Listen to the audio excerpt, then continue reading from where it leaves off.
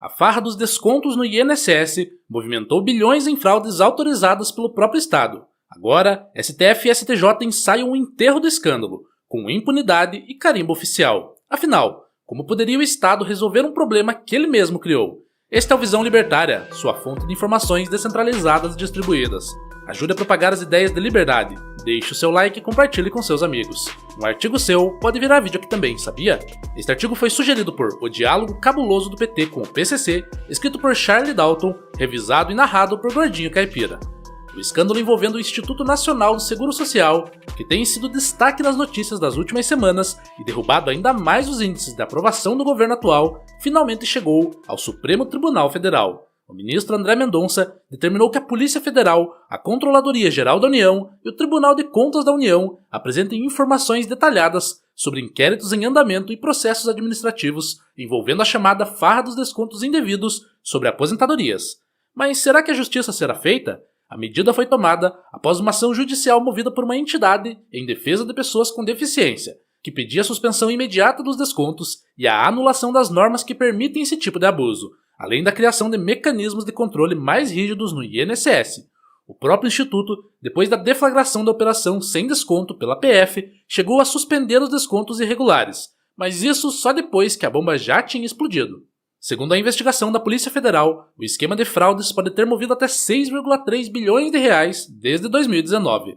A engrenagem da fraude funcionava por meio de acordos de cooperação técnica, chamados de ACTs, firmados entre o INSS e diversas entidades, permitindo que descontassem mensalidades diretamente dos contra-cheques dos aposentados. O problema é que essas filiações, em grande parte, eram fraudulentas. Os aposentados simplesmente não sabiam que estavam sendo associados, e muito menos que estavam sendo cobrados mensalmente por isso. As entidades envolvidas apresentavam-se como associações representativas de aposentados ou pensionistas, mas na prática agiam como empresas de fachada que usavam os dados dos beneficiários para gerar uma receita gigantesca com mensalidades não autorizadas. Em apenas um ano, o montante roubado por essas entidades chegou a 2 bilhões de reais. Com a operação sem desconto, deflagrada em abril deste ano, os dados coletados pela PF, em grande parte baseados em reportagens de investigação, foram complementados com relatórios de inteligência financeira, fornecidos pelo Conselho de Controle de Atividades Financeiras, o COAF. Esses relatórios apontam movimentações financeiras suspeitas, identificando os beneficiários do esquema e traçando o caminho do dinheiro. O impacto da operação foi imediato. A demissão do então presidente do INSS, Alessandro Stefanucci, e do ministro da Previdência, Carlos Lupe. A revelação da fraude escancarou não apenas o envolvimento das entidades privadas oportunistas, mas também o descaso e a conivência do próprio aparelho estatal, que permitiu que esse tipo de desconto ocorresse durante anos sob sua vigilância. Agora, o STF exige que todas as autoridades envolvidas, Polícia Federal, CGU, Tribunal de Contas da União e INSS, além da Procuradoria-Geral da República e da Advocacia-Geral da União, prestem informações detalhadas sobre a extensão da fraude, os responsáveis, os processos administrativos em andamento e os acordos que deram sustentação legal à prática.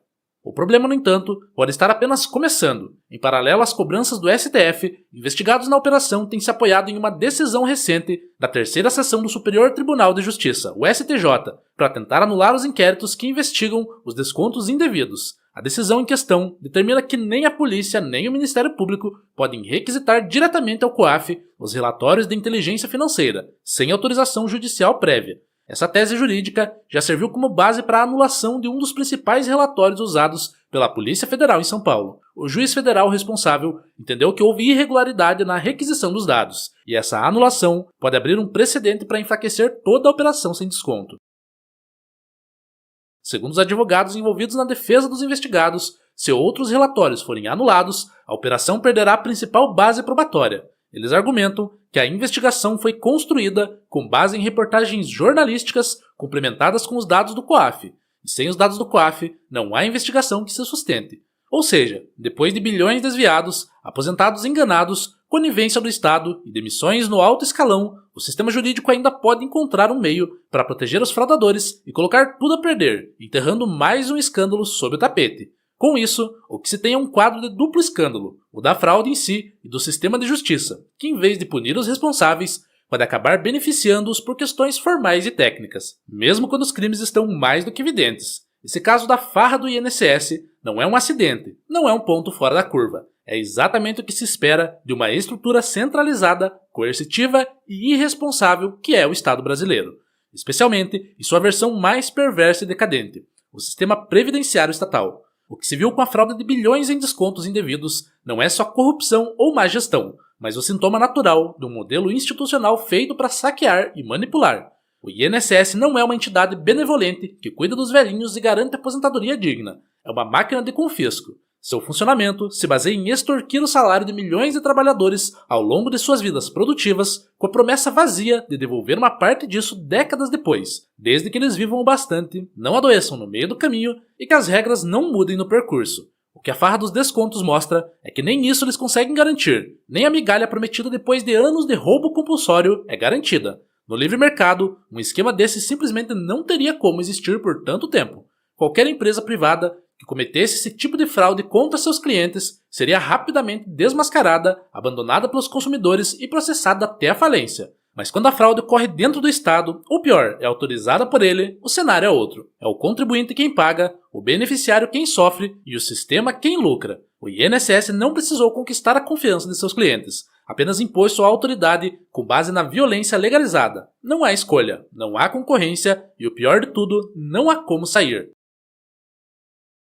As chamadas entidades associativas, que descontavam indevidamente do contra-cheque dos aposentados, só puderam fazer isso porque o próprio INSS autorizava, através de acordos formais. Nenhum aposentado teve a chance de escolher se queria ou não essas associações. Simplesmente foram encaixados nelas, sem transparência, sem aviso e sem consentimento.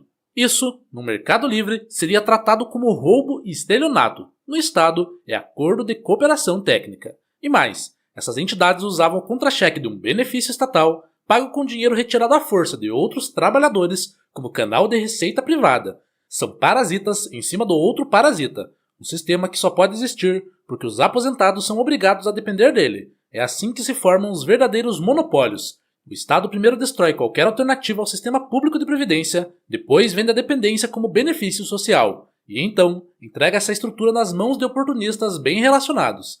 E quando o esquema finalmente vem à tona, o que acontece? Uma explosão de investigações, operações, ações do Supremo, como se o mesmo Estado que criou o problema agora fosse o herói a resolvê-lo. O ministro do STF pede relatórios, intima órgãos públicos, cobra transparência, tudo em um teatro coreografado para parecer que algo está sendo feito. Mas todo brasileiro que já viveu bastante sabe como essa história termina. Em pizza. 1 ou 2 peixes pequenos talvez paguem o pato. Os verdadeiros arquitetos continuam impunes e as estruturas continuam intactas. E se alguém ainda tinha esperanças, vem o STJ para jogar a pá de cal. Declara que a polícia e o Ministério Público não podem pedir relatórios financeiros sem autorização judicial. Com isso, já começam as anulações de provas. Ora, mas quando o Estado quer perseguir um cidadão comum por sonegação ou lavagem de dinheiro, o COAF age sem cerimônia. Mas quando são os próprios esquemas do Estado que estão em jogo, aí as garantias legais aparecem para proteger os investigados.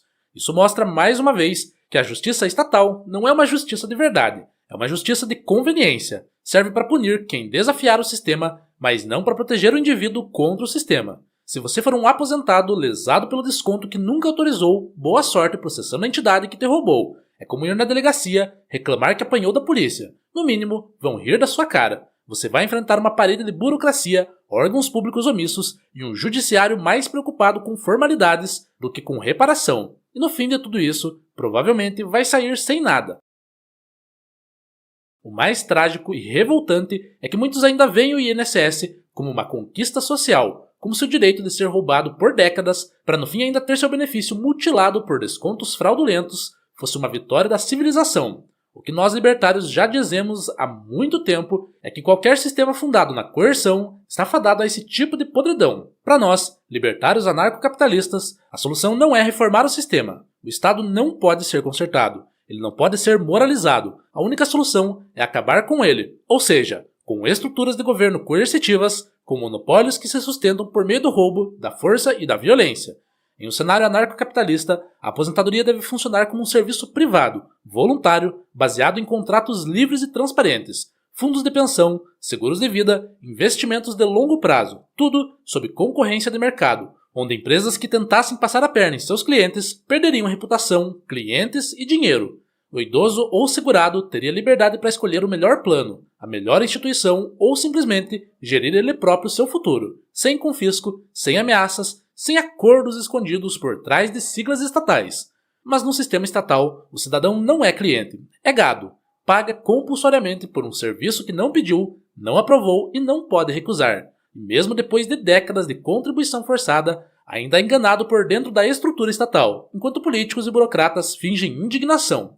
Esse caso do INSS é mais um retrato de um sistema falido, corrupto e irrecuperável. O Estado não serve para proteger ninguém, serve para concentrar poder, para sustentar parasitas, para encobrir fraudes com burocracia. Enquanto as pessoas continuarem acreditando que é papel do governo cuidar da aposentadoria dos cidadãos, esse tipo de escândalo vai continuar se repetindo, com novas siglas, novas operações e novas promessas de que agora vai. Mas a única forma real de impedir que aposentados sejam saqueados por dentro do sistema é acabar com o sistema. Privatizar a aposentadoria, devolver às pessoas a responsabilidade e o direito de cuidar de seu próprio futuro. Isso não é utopia, é o único caminho honesto e moral. A única forma real de impedir que isso se repita é tirar o poder do Estado e devolvê-lo ao indivíduo. Não confie na previdência estatal. Construa sua aposentadoria com seus próprios meios, de preferência em ativos descentralizados como Bitcoin ou fundos privados transparentes. Não entregue sua velhice nas mãos do Leviatã. Obrigado pela audiência. Este é um canal colaborativo. Participe você também. Cadastre-se agora mesmo no nosso site visãolibertaria.com e envie os seus artigos por lá. Os colaboradores recebem recompensas em Bitcoin. Inscreva-se no canal e clique no botão da campainha para ser avisado de novos vídeos. Até a próxima!